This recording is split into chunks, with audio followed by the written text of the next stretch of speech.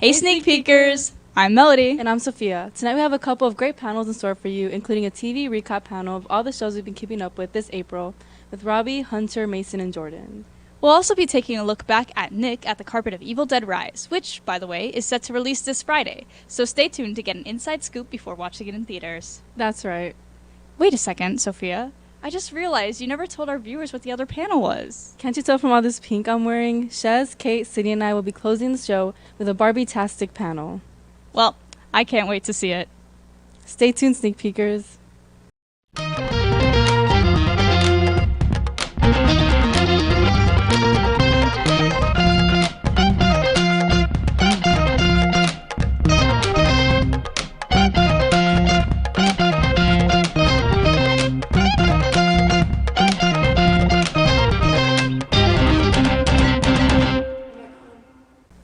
Hey Sophia, did you hear about the possible writer's strike that just got approved? Writer's strike? Wait a minute. Aren't you a writer? Is Sneak Peek going to be affected? Don't worry, I'm not a member of the Writers Guild of America, the union that represents most Hollywood screenwriters.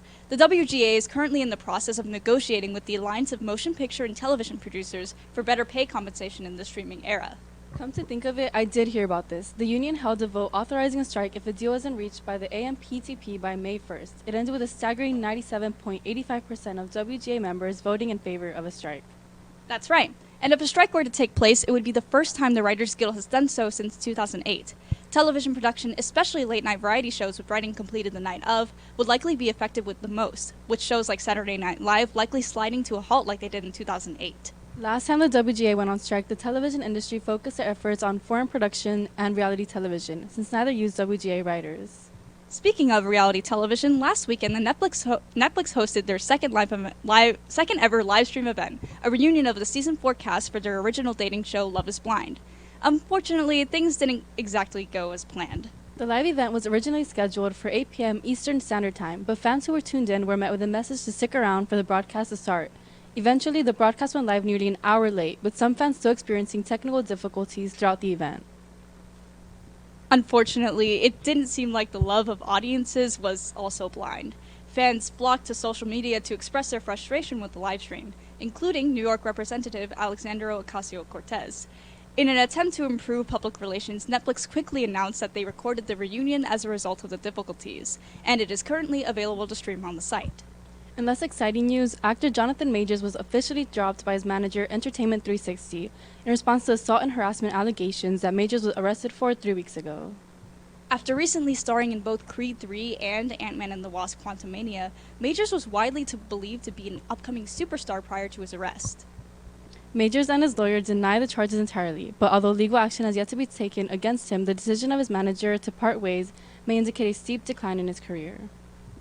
Regardless of whether these allegations are accurate, Sneak Peek stands with the unnamed victim of the situation, who is confirmed to have received hospitalization for minor injuries. On a lighter note, this week also marks the release of the highly anticipated horror film Evil Dead Rise. Nick was able to catch the film at South by Southwest, where he interviewed the cast and crew. Let's see it! What's up, everybody? I'm Nick from Sneak Peek, and we're here at South by Southwest for the premiere of Evil Dead Rise. We're going to be interviewing the cast and crew, so let's get right into it.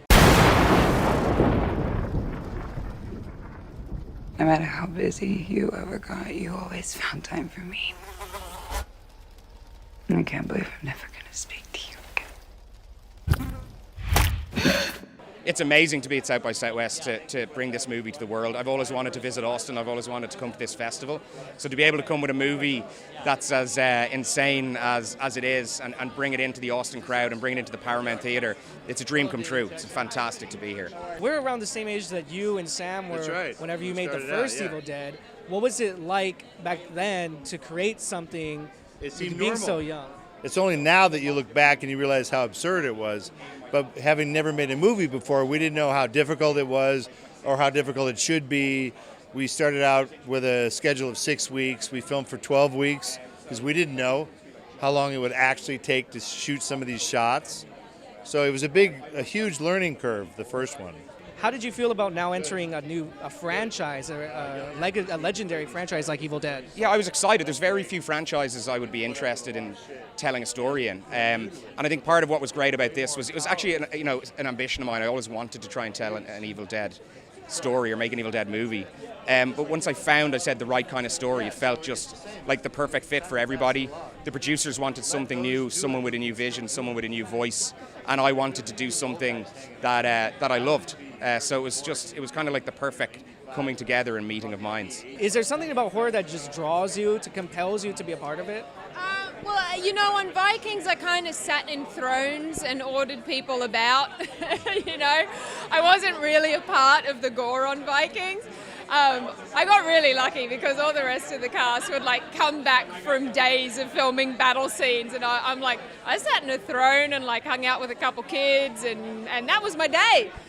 This was an entirely different experience for me. It was so much fun. I love doing stunts. That was a new challenge for me, like having to do that very technical choreography and fuse that with a performance it was a challenge for me, but really fun. Do you have any advice for future filmmakers who want to make something? Yes, never copy anybody. Don't copy Quentin Tarantino, Sam Raimi, Lee Cronin. Don't copy any of these guys. Tell your story. Look at 2 movies. Tell people, look at 2 movies back to back without the sound. Evil Dead 2 and A Simple Plan, directed by the same guy, and you'd never know it. Because stylistically, Evil Dead 2 is crazy. Camera up the nose kind of deal. A Simple Plan is this, followed by this, followed by this. It's a simple plan. It's a simple movie. And it gets more complicated as it goes. So as a filmmaker, if you didn't write the script, respect the material. I think making something simple is a really good thing. Starting simple, something that you can control and make to a really, really high level. My first horror short, Through the Night, is about 2 people in a room. It's 10 minutes long. And I tried to just make the scariest scene that I could. So start small in terms of what you're doing, but with big ambition. That's the key. I think you have to keep working hard. You've got to stay curious and humble and tenacious. And you've got to love what you do. If you don't love it, you know, it's not an easy business to be in. There are really hard times. There are good times. It's high highs and low lows. And I think if you go in expecting that and knowing that that's what it is, but it's just there's a fire inside of you that can't be squelched, then go for it. Mom? Mommy's with the maggots now.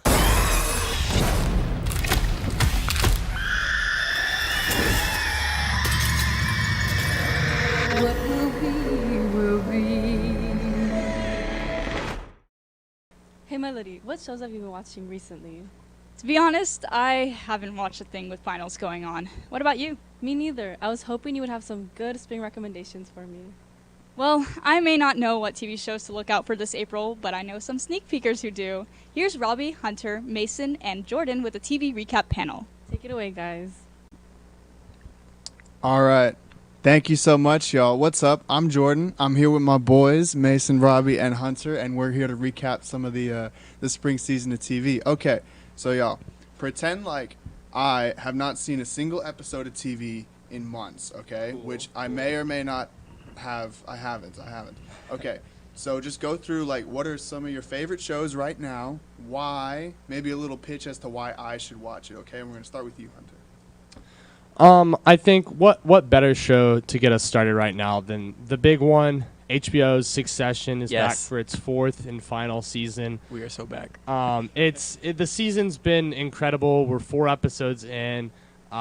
This past Sunday, like 9 days ago now, episode was huge. It dropped a major revelation. I'm not gonna spoil it, but this week's episode was also fantastic. Following that up, the writing has been top notch. The acting, the directing, it's just all been at its top of the game to end out strong. I didn't see that episode, but I saw a tweet that said it was the first episode since the Ozymandias episode of Breaking Bad to receive like a perfect score on IMDb or something like that. I believe crazy. So. Perfect 10, and it's well deserved. Well deserved. So true. You know, what are your thoughts on like Kendall Roy, Hunter? Well, I without spoiling anything for the audience, I think we can say Kendall Roy is back. He is we are so back, guys. He's back in business. He's the Kendall Roy we know and love from the past. Just as evil, just as vindictive, but wonderful. I mean, I wonderful wouldn't call him character. evil, you know. Maybe he's more like he's got some baby girl in him, you know. Yeah. I'm just saying. Kendall He's Roy is so baby girl. I agree. You know, he's like our Twitter's princess of TV right now. The Twitter princess, correct. Mason, I feel like you've got a show that probably Twitter loves. Like, Oh, what do you yeah. want to talk about? Totally. Well, I know that some people's reservation with getting into like Succession, it's like the final season. If you're looking for a show that's in its final season that's so easy to get into, Riverdale. Like, it's so easy to just jump right in to season 7. No, Jordan, you would love Riverdale. Let me tell you why. So, season 7, they've gone back in time. It's 1955. James Dean has just passed away. So, the reason that this is such an easy season to get into is because they've basically like wiped the slate clean. There's no season 1 through 6 plot lines. They've like their minds are erased. They're in 1955. They're chillin'. There is a murderer on the loose, but we know who it is. It's not a mystery this season. Oh. So like at least we know who it is. But Okay. like they've told us. So there's no mystery, no original plot lines. Well, but there is romance. There's Archie Andrews. I've actually really enjoyed this season. He's been the most annoying in the past like 5, but season 7, he's come back. Yeah. He was there for the first, and he's ending strong. Yeah. Bookending the series nicely. Totally. Yeah. Have to get caught up on Riverdale. Yeah, that's my recommendation. Okay, I But, gotta catch up. So you said it has no connection to the previous seasons at all? well, they're trying to close the time loop by like returning, but they're not actively doing that. Like one character who's the guardian angel is doing it, but like she's off alone. Wait, what was the catalyst for them going back in time? Time machine? No, a meteor in fact hit Riverdale. Oh. Well, I say a meteor, a comet. Is God Jughead back? The like God Jughead is left in chocolate shop season the 6. Sky? Oh, He's left dang. in season 6. Oh. Yeah, the reason they went back is because in order to avoid the comet, Cheryl had to use her superpowers to send them back in time. Yeah, you know. Classic Yeah. Riverdale. I missed a few seasons of Riverdale, definitely, because I didn't know they had superpowers. Yeah. All right. Okay. A lot of cool, developments. Cool. Okay. But yeah, so I have a that's- few seasons to catch up on, Yeah. is what you're saying. Yeah, if you just go into This season one 7 especially. cold, yeah. Okay, I okay. think it's fine. Got But it. yeah, that's my recommendation. Robbie, I know you've been sitting on some stuff as well. Yeah, sure. You know, another thing that's in its final season right now, it just started on Sunday. Barry, we are so back, guys. Bill Hader is here. He's going nuts in so many ways. Like his character, Barry, he's in jail and he's going crazy. But you know, Bill Hader, he's also going crazy behind the camera. He's doing these directing moves. He's power Dave and plays. Buster's. Dave and Buster's. Round table scene was incredible. Yeah, if you guys need a better pitch, you know, in the final season 4, episode 2 of Barry, there's a big scene in Dave and Buster's. It's Featuring fan favorite character NoHo Hank. NoHo Hank. Back again. Doesn't miss a beat. He has a killer fit in episode 1. It's He's got incredible. that hat, those glasses. What a guy. Mm-hmm. What a guy. And All right, sounds good, because I have seen a little bit of Barry before. And yeah, I mean, I love what Bill Hader's doing, both in front of and behind the camera. Okay. Now that the new season's back, and there's only 1 episode, right? 2. 2 episodes. They had a 2-episode that's premiere. easy to catch up on, for sure, for sure. If Easy you want to catch talk up. about another show that's killing it in its final season, just came back this past weekend. Marvelous Miss Maisel just dropped its first 3 episodes of its 5th and final season. Doesn't miss a beat. It adds a nice, fun little new flavor in to end the season strong. And I love these new characters, but all the classic characters we already know and love are back in their purest form. Awesome. That sounds good. Again, Marvelous Mrs. Maisel, I've seen maybe a couple episodes of season 1, so I got a lot to catch up on. But I love the episodes that I saw. It's not my fault I haven't seen any TV. I mean, it is, but It's all your still. fault, Jordan. Yeah. Maisel's really good though. Okay. Recommend as well. Sounds good. Okay, so I got Maisel, Barry, Succession, Riverdale. Any others? There's 2 more things that are also in their final seasons. Okay. We have Ted Lasso and The Mandalorian. Well, wait, is no, The Mandalorian Okay, I misspoke. Mandalorian's not in its final season. not in its final season. But it has its final episode of this season tomorrow. Tonight, tomorrow. Robbie, what's your joke? You can make your Mandalorian joke. Oh, this season It's kind of mid. I won't lie. The mid DeLorean. There it is, folks. But it's neat. I just watched Andor, and after watching Andor, it's like having really good food, and then going back to the common meal. It's just. Yeah. I did see Andor. I haven't seen The Mandalorian yet. I did see Andor, and Andor was great. I don't know if I could go back, because Obi-Wan and Boba Fett before that, they were also kind of mid in my opinion. Yeah.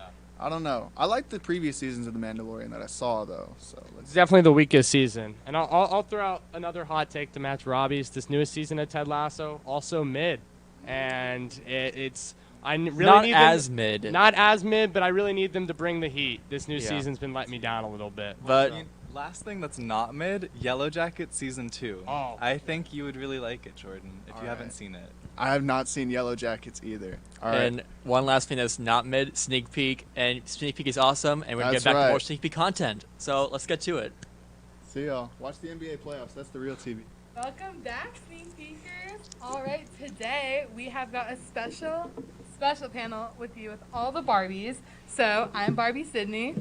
I'm Barbie Shaz. I'm Barbie Kate. And I'm Barbie Sophia. All right, so first thing we want to talk about is, because we have all been long-time Barbie fans, as you can tell by our DVDs, I want to ask you guys, what's your favorite Barbie movie? My favorite of all time would probably be Mermaidia because of Bibble. And like mermaids, like who didn't want to be a mermaid growing up? I don't know why, but I really like the Pegasus one. The color palette, it's super soft, and all the Pegasus are so cute, and the polar bears, they all ice skate. I don't know. Yeah. I gotta agree. I'd have to say either Fairytopia, Magic of the Rainbow, because of Bibble, the key character, or 12 Dancing Princesses. That one's so good. No. I gotta go with Fairytopia. I love me a fairy. What can I say? It's so good. All right, y'all. Well, with that, I know we've obviously had the Barbie franchise animated for many, many years. Like, probably the most iconic movies. Actually, can't think of a better franchise, so sorry, Jordan. But what are your guys' thoughts on the live action? I'm super excited. I feel like it was completely unexpected, and when the little spoiler dropped last year, it was like insane. Like, I know I was raving. I'm sure you guys were all raving. I'm curious to what it'll be about, because I feel more confused now that the trailer has come out than I was before the trailer. No, I have to agree. Like, I know I love anything Greta does, so I'm so excited for her to be directing this, but I genuinely have no idea what this movie is about. Yeah, I'm like super excited with like all the pinks and like all the bright colors. Like I don't know what the movie's about either, but it just looks like good vibes, and like I feel like just being in that theater with everyone wearing pink would be fun. And like I feel like they all give like perfect like no brain energy in that trailer. I agree. Yeah, Okay. same. I honestly, I don't know. The trailer, I wasn't expecting just all of it. I think it kind of ties into the theories. The only thing that I caught my attention, like on social media and stuff, is people comparing it. Like, there's a bunch of similarities with how the Wizard of Oz movie might look like. So, like, I don't know if you guys saw that or have any thoughts, any theories on what you think the movie will be like. But Sophia, I know you have a song theory. What's that Oh, about? yeah. So, I know Taylor Swift released Midnights last fall, and there was one song that was like on the CD, but it wasn't on the album, like on like streaming platforms. Yes. And it's called Hits Different. And there's a line that says, "I used to dress up these Kens," right? Is that what it says? Yes. Yeah. So it says something about Think of Kens, that. and then the Barbie account commented on Taylor Swift's TikTok. And it's like, why are they holding that song? Like, why hasn't she released it, but it's on the CD? I think they're saving it for something special. That makes sense. I didn't even think about that. Well, with those theories, I thought it would be fun if we could maybe Dance Moms the new Barbie posters. And so with that, I guess we just have to rank them. Are you ready, Kate? All right, guys. So in Dance Moms fashion, I guess we'll start with the bottom of the pyramid. So who do we think is our worst Barbie or Ken? dang. I feel like This is for tough. some reason, I feel like he's going to be like the villain based off the like trailer. Okay, Yeah. I kind of agree. Okay. He's kind of giving The like green also. Right. Yes. Like Grinch. Like, what if he's like, oh, I'm the Envy. better Ken? That's what I thought from the Yeah. trailer. especially since his just says he's another Ken. Yeah. Like- He was jealous. I That's what I agree. think. Should we put him at the bottom? Jealousy goes yeah, at the bottom. we can put him at 10. Although I gotta say, Simu Liu looks so good there. So Lord. true. It's just so hard true. It's hard It's because like hard. all the cast is cool. So It's tough. He's not adding anything. All right. What about in 9th? I feel like we've got to go with another Ken. The Barbies are the star of the movie. So Unfortunately, Ryan, he's just not. He's just not Ken material. What's he I don't know what he's giving? doing. What's he? Oh, you don't, should we keep him? Should we spare him? Oh, we can wait. We can spare him. We can spare him. Something else I was thinking was I love her and she looks crazy and fun, but Kate. Yeah, I feel like What's she's she gonna serving? nothing. Nothing. Yeah. Crazy. Shit. All right.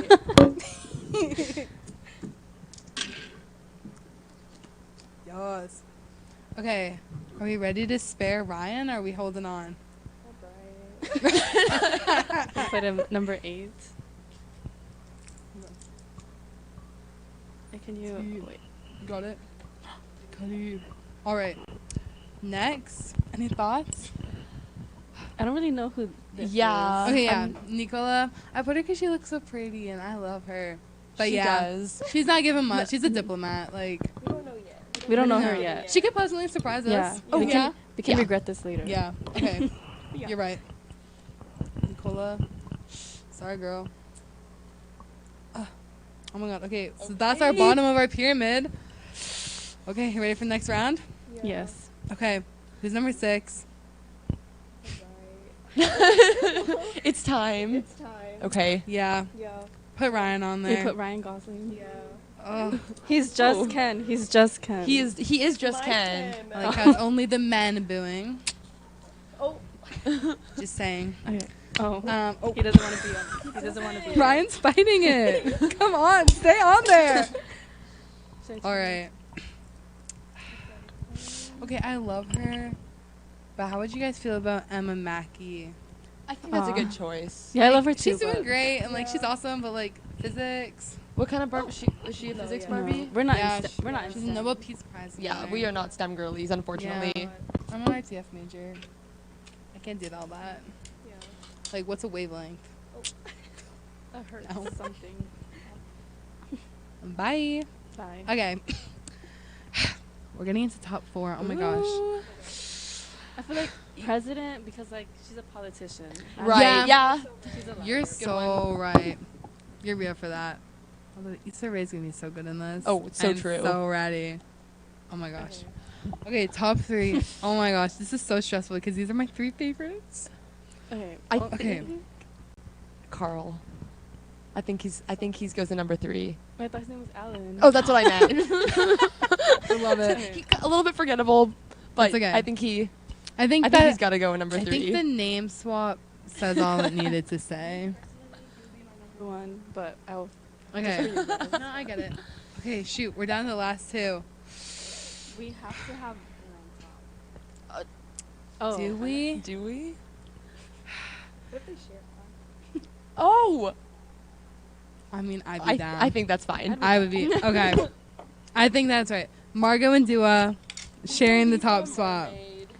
Because, come on, the blue hair, the makeup. Also, we're definitely getting a Dua Lipa track for this, which I'm so excited for. Dua Lipa Mermaid Barbie, this is the most iconic thing of the century. No, it really is. And Margot? So we're sharing? Yeah. This is feminism. Yes. And I'm sorry, but her bathing suit. Too it good. looks so good.